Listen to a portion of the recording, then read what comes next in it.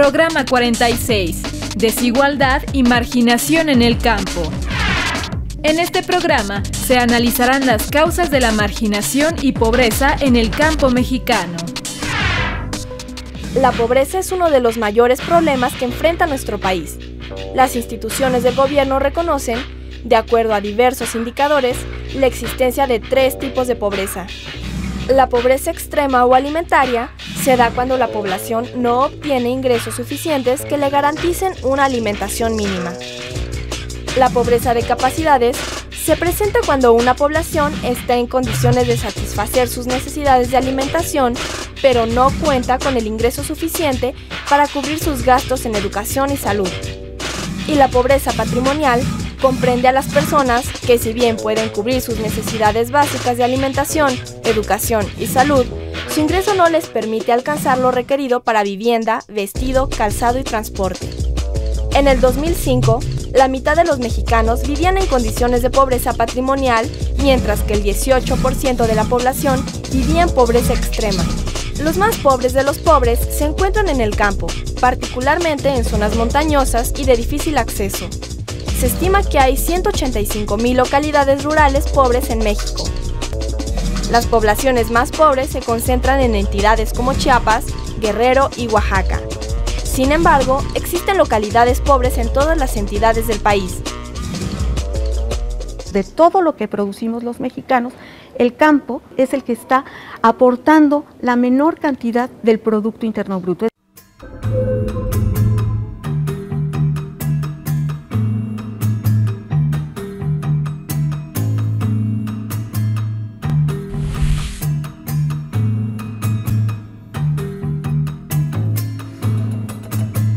En el sentido de la política nacional, habría que ver que el problema viene de mucho atrás, más allá de 1970, y esto depende del tipo de desarrollo económico que se dio en el país a partir de 1940, pero también de las políticas de reparto agrario. En este sentido, habría que decir que a partir de 1940 realmente se da como un mayor apoyo a la industrialización, y esto va a provocar, por una parte, que haya mucho más problemas en el campo. ¿Por qué? Porque se mantuvo el campo con bajos precios de producción, haciendo que estos bajos precios pudieran de alguna forma alimentar a muy bajo costo a toda la población urbana. Entonces eso va a afectar. Pero por otra parte también el problema del campo tiene que ver con el reparto agrario, y se dio a la mayor parte de los campesinos pequeñas parcelas que de hecho no servían sino más que fundamentalmente para la autosuficiencia. Si a esto agregamos, ¿verdad?, que la mayor parte de los que reciben tierra la tienen que heredar a sus hijos, pues realmente va a ser muy poca tierra la que vayan heredando a sus hijos. Entonces, a lo largo de 1970, esto se va a empezar realmente a agudizar. Se eleva el nivel de vida de las personas. Muchos de estos ejidatarios no heredan sus tierras, o las heredan, las reciben, cuando ya tienen 50 años de edad. Entonces, esto lleva a que la población más joven no tenga realmente ni tierra en que trabajar, además le resulte sumamente insuficiente, y además de esto, estos precios que se mantuvieron fundamentalmente para la producción del maíz muy bajos durante la mayor parte de este tiempo. Si a eso agregamos, ¿verdad?, una política a nivel internacional de parte de los países fundamentalmente desarrollados, donde empiezan a producir mucho más maíz, trigo, cereales, y estos los ponen, ¿verdad?, en el mercado internacional a muy bajo costo, entonces lleva a que los productores nacionales a la larga queden totalmente desprotegidos. México es un país con grandes diferencias en los niveles de vida de su población. En él coexisten comunidades en extrema pobreza y zonas con niveles de vida e ingresos mucho mayores. Veamos 2 ejemplos. De acuerdo al Consejo Nacional de Población, el municipio más pobre de México es Cochoapa el Grande, ubicado en el estado de Guerrero. El 76% de sus habitantes de 5 años o más son analfabetas, y 9 de cada 10 no terminó la primaria. El 95% habita viviendas con piso de tierra, sin drenaje ni sanitario, mientras que el 87% de sus trabajadores obtienen ingresos de hasta 2 salarios mínimos. Por el contrario, el municipio de San Pedro Garza García, en Nuevo León, es considerado el municipio más rico de todo el país. Tiene enormes mansiones y centros comerciales de lujo y un nivel de vida equiparable al de algunos países de Europa Occidental. El 98.3% de sus habitantes saben leer y escribir y solo el 10% no terminó la primaria. Únicamente el 0.1% de sus habitantes no cuentan con viviendas con drenaje ni sanitario.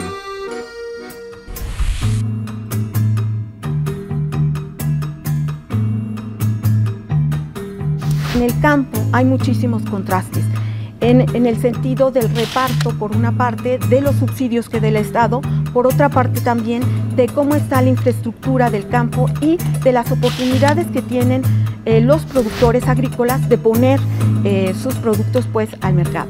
En este sentido podemos ver en el campo las grandes diferencias que existen entre los productores que están dedicados fundamentalmente a una alimentación rentable que va fundamentalmente para la ganadería o para la exportación fundamentalmente de hortalizas, frente a aquellos productores que no tienen absolutamente nada.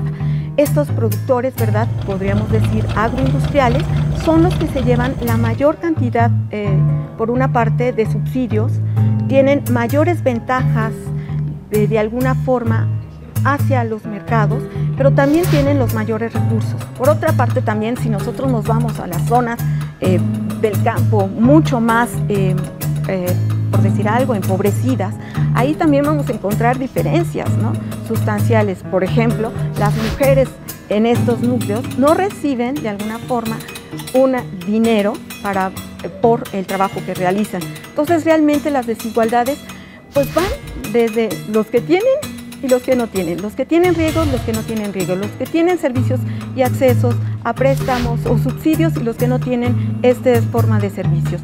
Las que, por ejemplo, en el campo, las mujeres, las que no tienen realmente una remuneración, o los niños que no tienen una remuneración. Otra de las cosas que podríamos ver en el campo y que se está sucediendo, por ejemplo, zonas que antiguamente estaban dedicadas a hacer labores del campo, en la actualidad pues se están vendiendo para hacer, por ejemplo, centros turísticos o si no desarrollos urbanos muy fuertes. Tal es el caso, por ejemplo, de todo el estado de Morelos. Está habiendo también estas diferencias y esta imagen de alguna forma urbana, donde en una ciudad podemos ver ricos y pobres, también es mucho más fácil ahora contemplarlo en el campo con estos desarrollos urbanos, porque estas zonas tienen un alto desarrollo y hay al ladito, pegadito, pues unas zonas que están completamente pauperizadas. O sea, esas desigualdades van en todos sentidos. Los más altos índices de marginación en México se concentran en las comunidades indígenas. La cuarta parte de los indígenas mexicanos de 15 años y más no saben leer ni escribir. El 60% habitan en viviendas sin drenaje y más de la mitad de la población indígena ocupada gana menos de 2 salarios mínimos al día. El índice de desarrollo humano indígena a nivel nacional es casi 15% menor al IDH de la población no indígena. Su desarrollo es menor en indicadores como educación, salud y nivel de ingresos. Esta situación reproduce las condiciones de inequidad y marginación en la que viven una gran cantidad de indígenas en nuestro país. Ante la falta de oportunidades en sus comunidades, muchos indígenas migran en búsqueda de mejores alternativas de desarrollo.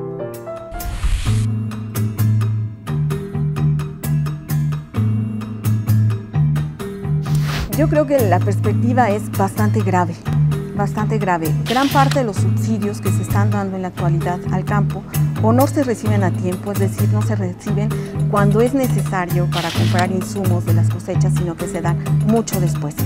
Y por otra parte, los programas realmente van más bien a atender a la pobreza, pero para tratarla de alguna manera de apalear en un primer momento, pero no para combatir a la pobreza. Por ejemplo, los programas que dan de alguna forma dinero a los niños para poderse sostener y que puedan asistir a la escuela son muy buenos, pero no están de alguna forma incidiendo en la producción del campo y en que sus padres puedan de alguna forma tener mejores recursos para poder alimentarlos. En la actualidad esto es muy preocupante porque la mayor parte del territorio mexicano según el censo agrícola del 2007, dejó de producirse alrededor de un 25% de las tierras en México, lo cual, bueno, pues es espeluznante, ¿no? Es decir, ya el campo está siendo abandonado. Ya ni siquiera los pequeños productores o los productores que antes lo hacían para su autoconsumo, lo están trabajando. Gran parte de la población campesina en la actualidad no vive del campo, sino que vive de otras actividades, tanto de lo que le puedan mandar del exterior como de lo que le pueda dar el gobierno, o ellos realizan otras actividades por fuera. Entonces esto es muy, muy preocupante y realmente las políticas no están de alguna forma atendiendo a este problema. Yo creo que la política tendría que ser mucho más amplia, esta política mexicana. Por una parte, sí tratar de revitalizar el campo, quizá una política de aranceles mucho más centrada en poder de alguna forma controlar. En este sentido, habría que ver el de la renegociación de este tratado de libre comercio en materia agropecuaria. En las comunidades rurales se concentran los más altos índices de marginación en México. La pobreza afecta principalmente a los pueblos indígenas. En México, los más pobres de los pobres son indígenas.